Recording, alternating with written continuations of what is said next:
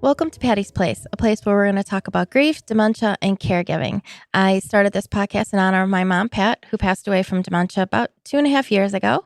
I'm your host, Lisa, so I want this to be a place where you can come and know that you are not alone. So grab your cup of tea, your cup of coffee, or if you're having a really bad day, a glass of wine, come join us today. I'm very excited about our guest today. Our guest is Matt Wolfe. He is the chaplain, the hospice chaplain at Lightways Hospice and Serious Illness here in Joliet, Illinois. So welcome, Matt.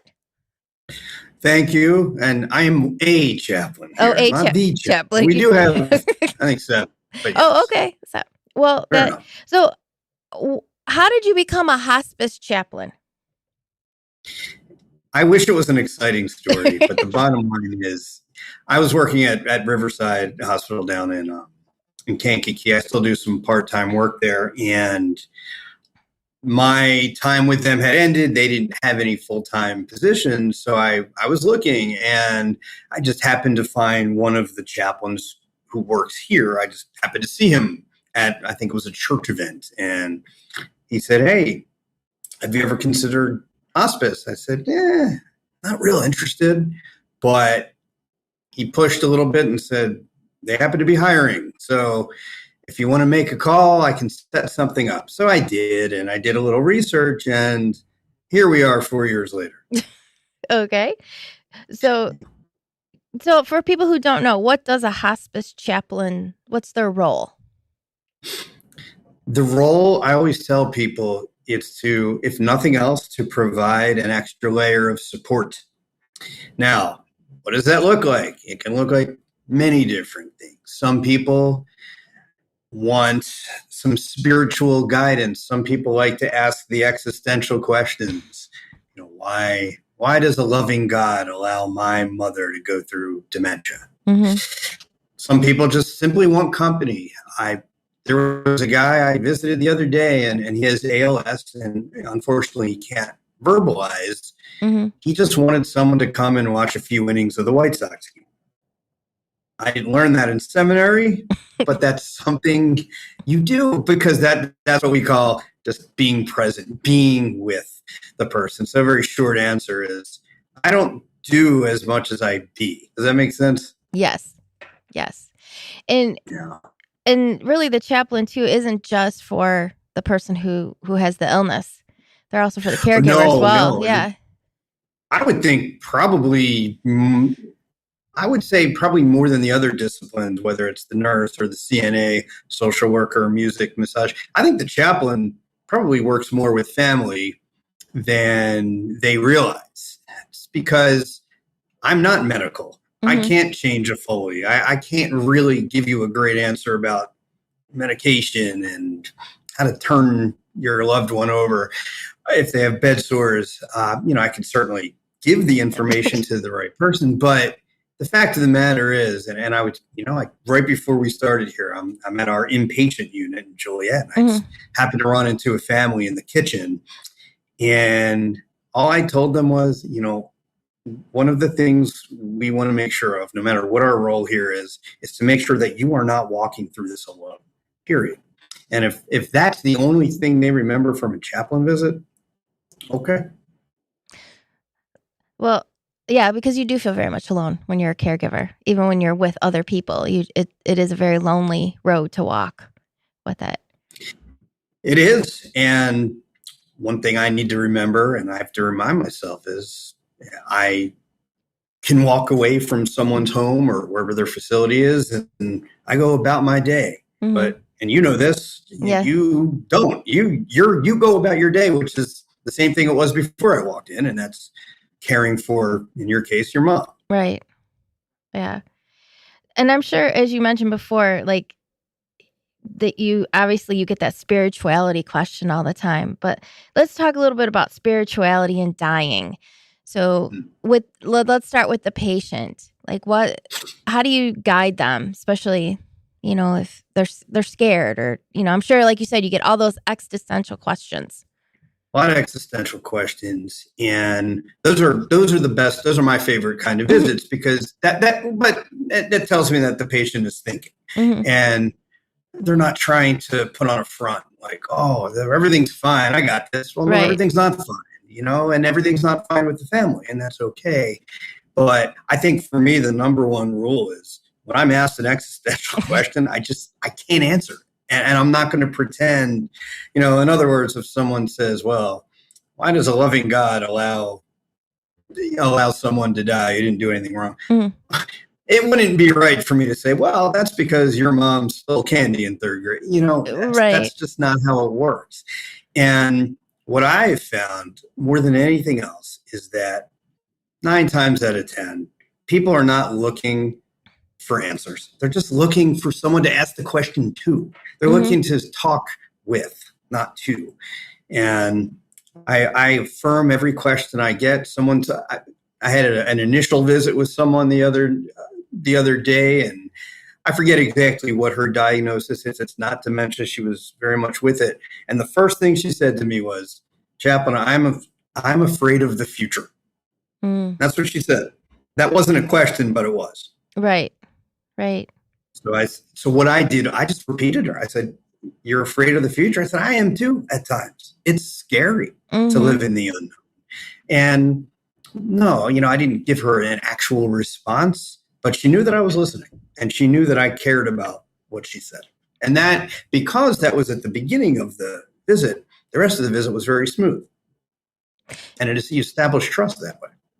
Yeah, like you said, because sometimes they just want, because I would think it's probably, you probably see a lot of different family dynamics, and sometimes the person who's ill can't have those conversations with family members sometimes. Exactly, or they just don't want to. Right. It's kind of like the kid in school is going to give the teacher a much different answer than they would give their parent. Mm-hmm. Because there's a different level of trust, and I understand that. Listen, if I were in a situation where I was terminally ill or seriously ill, I would feel much better, much more comfortable talking to someone who was not in my direct family about life, death, dying, pain, isolation, meaning than I would, my daughter or my wife. They got enough to worry about. Right.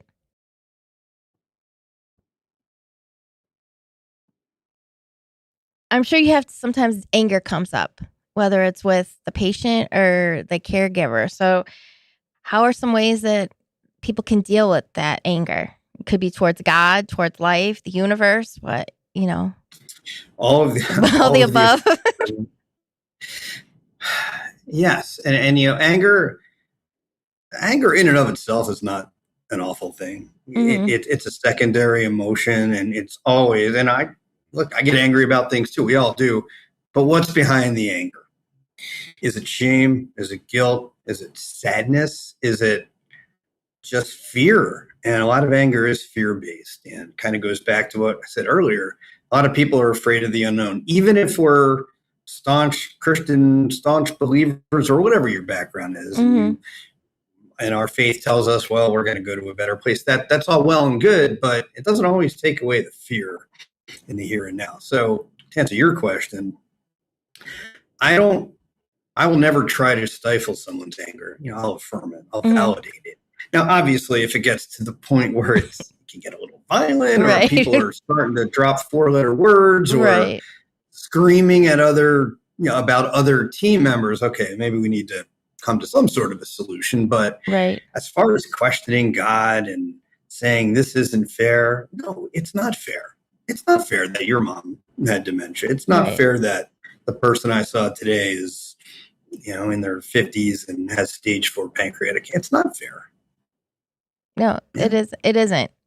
It isn't. And, it doesn't. I know people mean well when they're like, well, that means that they accomplished everything, and, God's calling them home and all that. It doesn't really give the family member the comfort that you think it does, because you think you're just like, but they're not here. Why them? Yeah, exactly. And you're right. People do mean well. Mm-hmm. I understand that. And, I've said things I probably shouldn't have said too in those situations, but do they always bring real comfort to a family? Probably not. And that's why sometimes less is more. And as a lot of chaplains, if not most of them, are former church ministers or at least speakers somewhere. Mm-hmm. And, we're taught to just to speak, to preach, Mm. to flesh out scripture and to get up there in the pulpit and talk for 25 to 45 minutes. But now it completely turns. It's about listening and respecting your pulpit, not pretending that I'm the expert.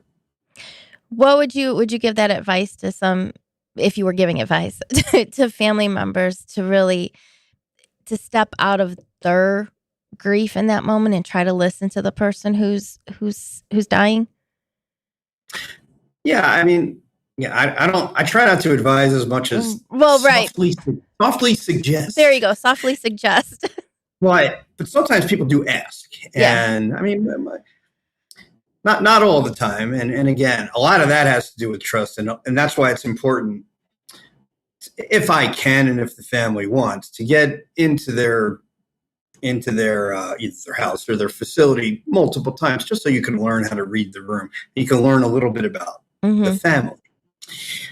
But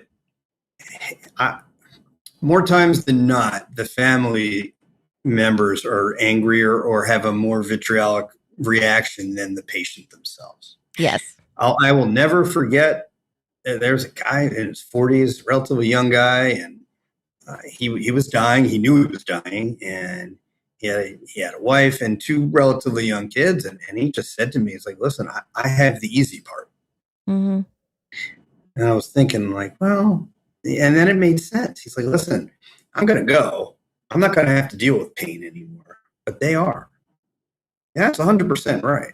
Yeah. Which is why, as we were talking about before we started, the bereavement aspect is so important. Yes. And speaking of that, what kind of role does spirituality play in grief, would you say? In grief, I think our relationship, rather than religion, our relationship with whatever our higher power is, for me, it's God. If I can be open, if I'm grieving or you're grieving, if we can be open with God, if we can shake our fists, so to speak, and not fear any retribution, I think that's good. I think that's healthy in grief, because, as you know, and many know, there's really no right way to grieve. Right. And there's ups, there's downs. And some days you feel awesome, and other days you turn on the radio and you'll hear a song that reminds you of mom, and then you're not going to have a great moment there. And that's okay too. But for me, as far as the spiritual aspect, spirituality it can be communal. And some people rely on their church family or synagogue family or mosque family. And that can be really, really helpful. But even if you do not belong to an organized religion, if you want to call it that, there's always people in your path. There's always people that God puts in your path, I believe, at the right time for the right reason.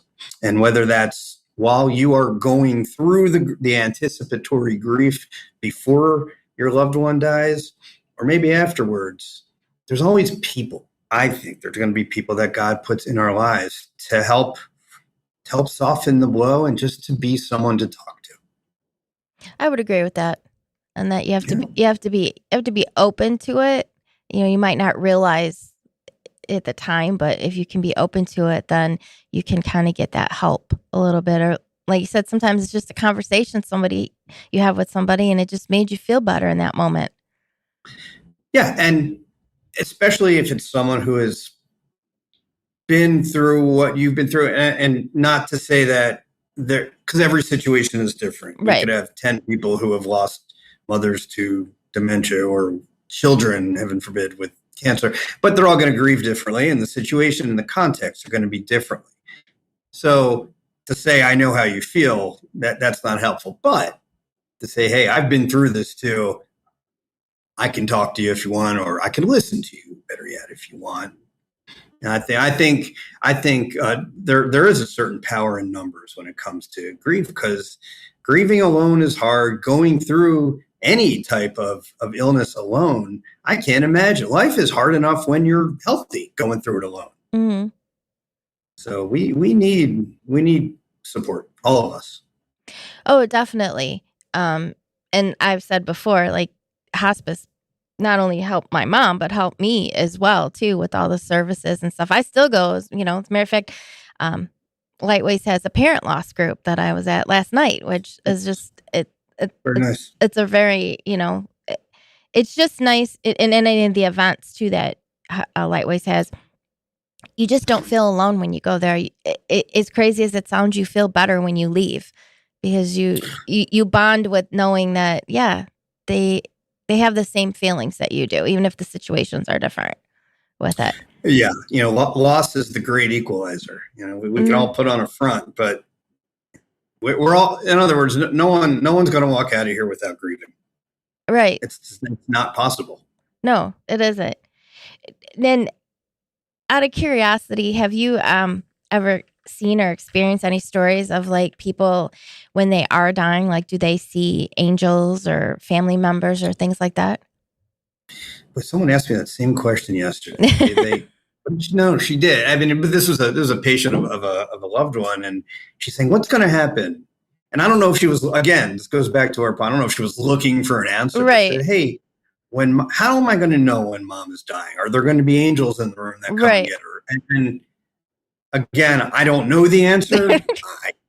However, it's very real that maybe her mom or whoever the patient is will experience something in the room that I don't or you don't. That I would never discount. Yeah, when patients are at the end, are the kind of at the end of their time, yes, you see them reaching out a lot. At least I do. And I wholeheartedly believe that their reality is a little bit different from ours, and it's different than it was a couple years ago for them when they were healthy. And I think it's totally normal. And it's especially in hospice. Now, this is much different than if someone gets caught in a horrible accident and is dying in front of you. But in hospice, if we're doing our job, then the person who is dying is comfortable, and it's a very peaceful death, and there's no struggle. And that to me is very spiritual, because everybody, we in America, we hate to talk about death and dying. It's just not a fun dinner conversation. Yes, we do. But we're all going to die. And why not, if you have the opportunity, why not do it peacefully? And to me, it gives the family so much peace, knowing that, hey, yes, it's awful. I just lost my loved one, but she went peacefully, and I can live with myself the rest of my life knowing that she did not suffer in the last hours, minutes of her life. And I will say, for me, my mom did. She said, she thought she saw her brother. She thought she saw her mom. Yeah. And I swear, I think that she saw some of our dogs, because she kept like going like this, like she was petting. And I was like, who's there? And I just went with her, so I think, absolutely. I think that's why she showed me that more. I can't say if my dad noticed that or not, but I was kind of open to it with it. And that actually did bring me peace, because I was like, I knew she was seeing them, and I completely believe she did. I would totally, I can't confirm it, but I would affirm it. I think that makes total sense. And, none of us are going to know for sure until we're in that seat. Exactly. But that gives me peace, and right now my family, for the most part, is not ill. They're pretty healthy. But if and when it gets to the point where they're nearing the end, okay, I will firmly believe that, yes, they're experiencing some peace that we've seen here. Yeah.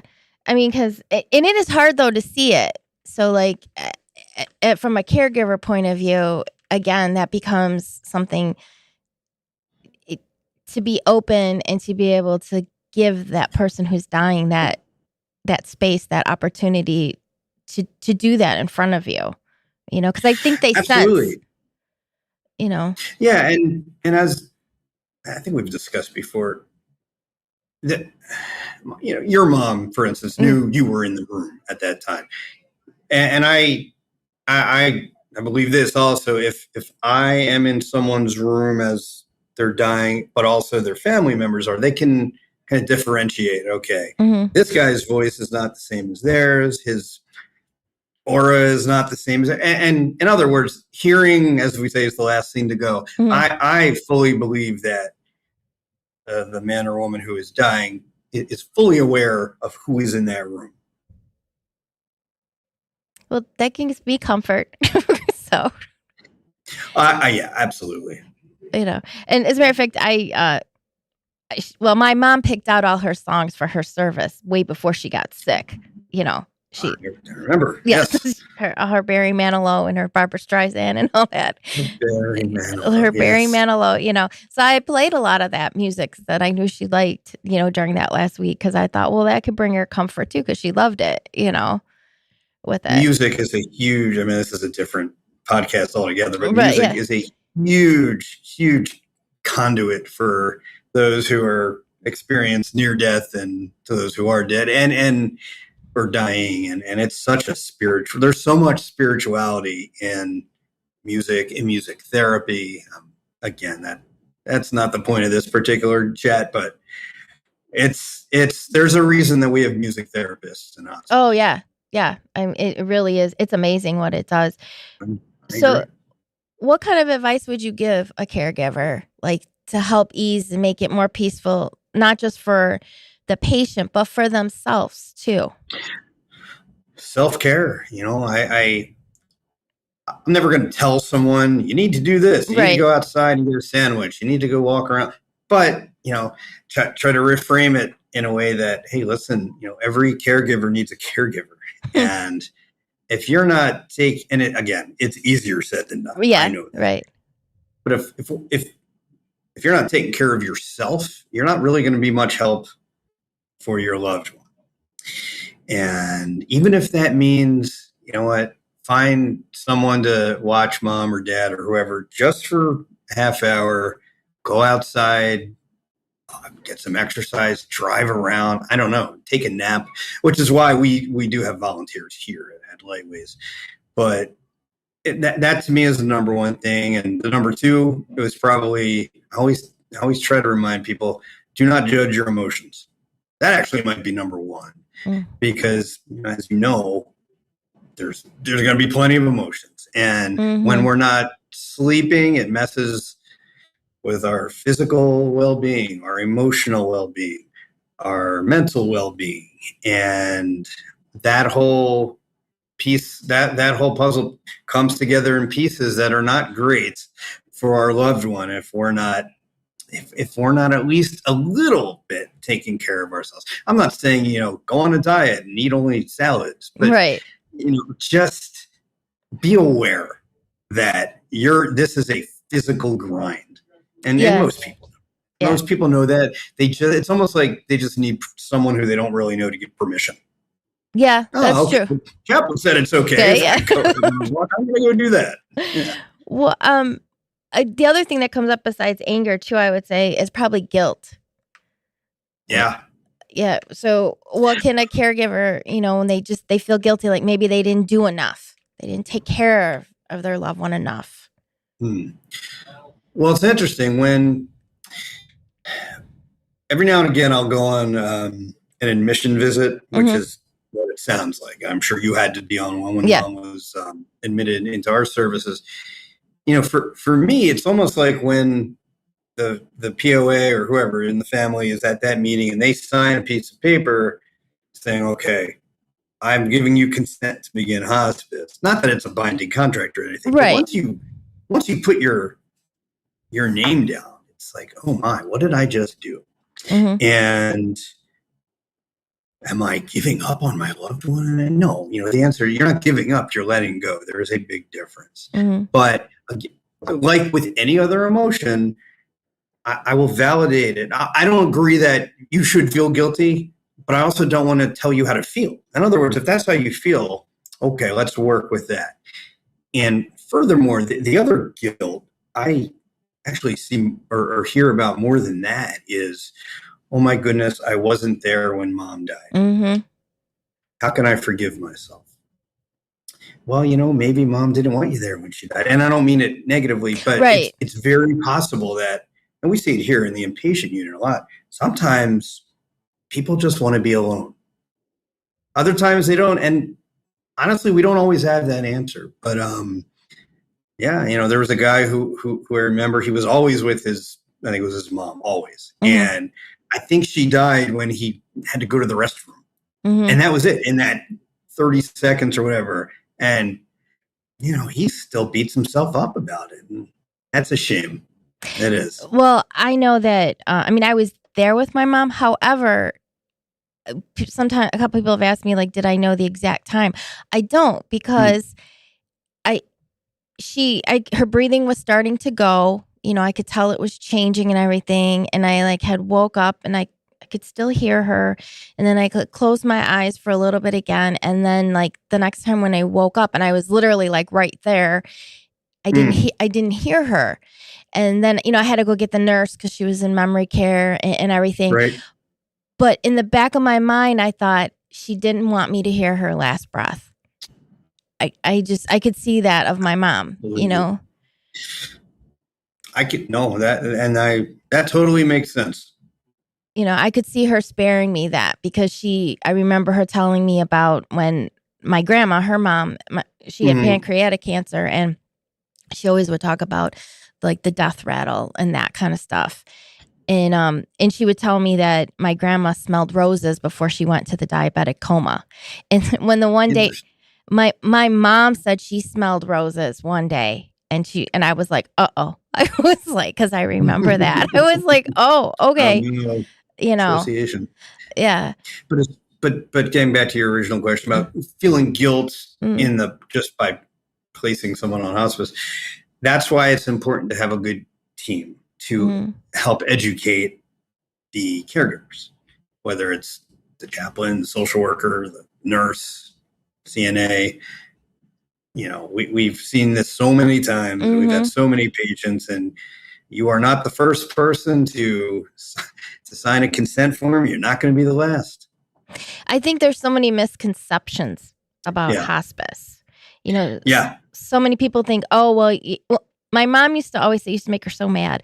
She used to say that when people, were sick or they had cancer and it was, towards the end, she used to say that they didn't give up, their body gave out, that there's a difference.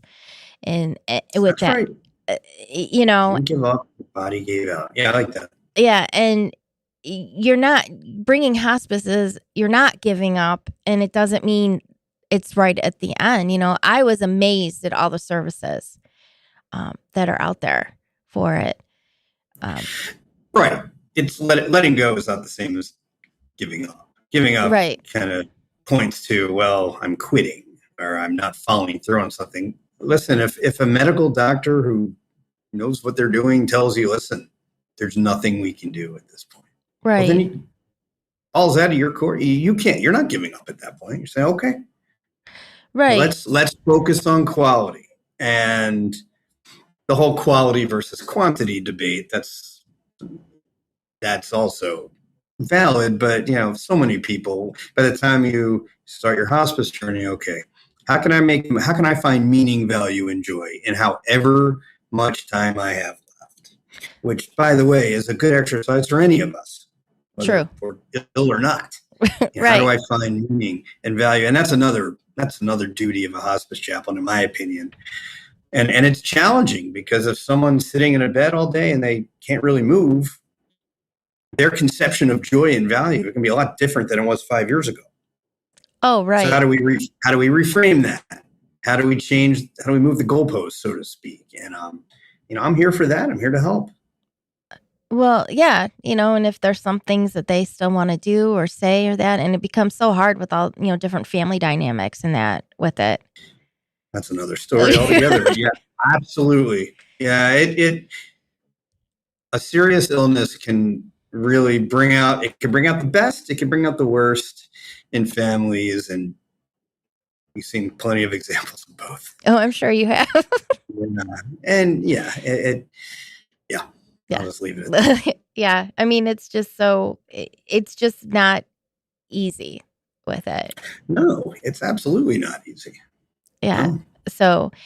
So what other misconceptions would you say people have about hospice then? We're the death squad. Been called that before. Okay. If you ever want to, If you ever really want to freak someone out, go to a hospital ER and announce yourself as a chaplain. But that's another story. Oh, yeah. Yeah, but that's not hospice. But yeah. I think that the misconception, and this is why I struggle a little bit when people are given an exact number, like, well, mom has anywhere between 7 and 9 days left. Right. Now, for Medicare purposes, we've got to assume that it's 6 months or less. Now, we have to. I've had plenty. I don't remember the exact amount of time that mom was with us. I think it was more than 6 months, right? So no, actually, she came in September and she passed the beginning of January. Really, it was only 4 months. Okay, right. Well, then some examples. Look, I've had people in our care since I started in 2022. You never know, right? You don't know. So I think anyway, to your question, one of the misconceptions is, okay, I just started hospice. That means they're going to die tomorrow. Mm-hmm. And you could still, we don't see it a whole lot, but some people, if they're well enough while they're under our care, they can leave. They can go to Wisconsin and go visit their friend. I had someone go to Mardi Gras, and now we had to contact one of the hospice places in New Orleans just to make sure. But you can do that. I had another patient go to a concert at Soldier Field. Obviously, it's not the same as it was before, but you're still living. You're still able to, at least in part, live your life, and that goes back to the meaning, value, and joy. Yes, with it all. Well, I would definitely. I tell everybody that if you get to that point, you should bring hospice in, because you have so many resources, not just for the patient, but for the caregiver, and you always forget as a caregiver that you do need help too with it. Yeah, there's that. Every time I drive home on 80, there's that big billboard that says it's okay not to be okay. I don't know if you've seen that. And it's a good reminder, right? And I don't know if I said this earlier or maybe I said it to someone else today, but I worry a lot more about the caregivers who tell me that everything's fine, there's nothing wrong, than the ones who say, I am really struggling. I'm having a terrible day. I'm pulling my hair out. At least you're being honest. Yeah. I can respect that. Yeah. It's okay to not be okay. It's hard. Yeah. It's hard, but. Absolutely. And sometimes you do need to kind of reach down and be maybe a little stronger. I don't like to use that word. Then maybe you want to be, even if it's just in that moment. If there's other people in your family who are really breaking down, maybe you need to kind of, at that time, become a little bit more firm or just a little bit more stoic, for lack of a better. That doesn't mean you don't break down later. Right. As long as you give yourself time to experience all the emotions, that's all you can do. Yeah, I just think that, I think that's very important, that we need to feel the feelings, because feel the feelings. Amen. Because you're not going to run away from them, even if you think that you are. Well, you can run away from them, but you're not going to hide from them. That's right. You won't hide from them at all. Well, yeah. Someone told me once, if you don't respect your feelings, they're going to come out sideways. And that's when you get to anger, and that's another story altogether. Yeah, that's when it gets really crazy. Yeah. Yes. But yeah, I mean, and you did my mom's service too, so it was very much her, and I was very happy with that for it.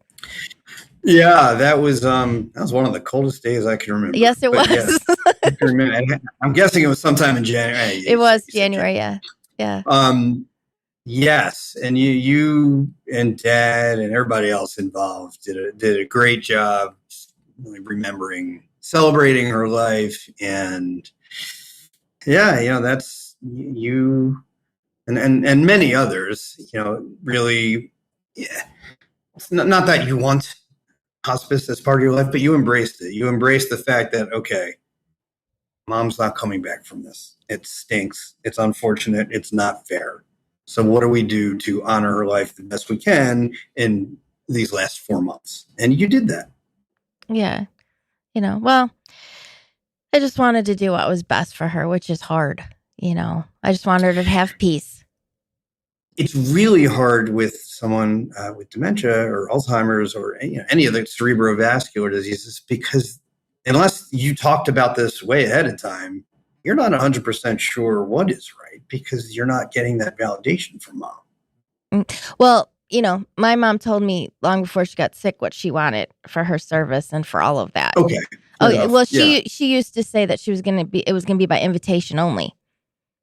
By invitation. Because she used to say, because if they didn't talk to me and didn't like me when I was alive, they shouldn't be coming to see me when I'm dead. That's what she said.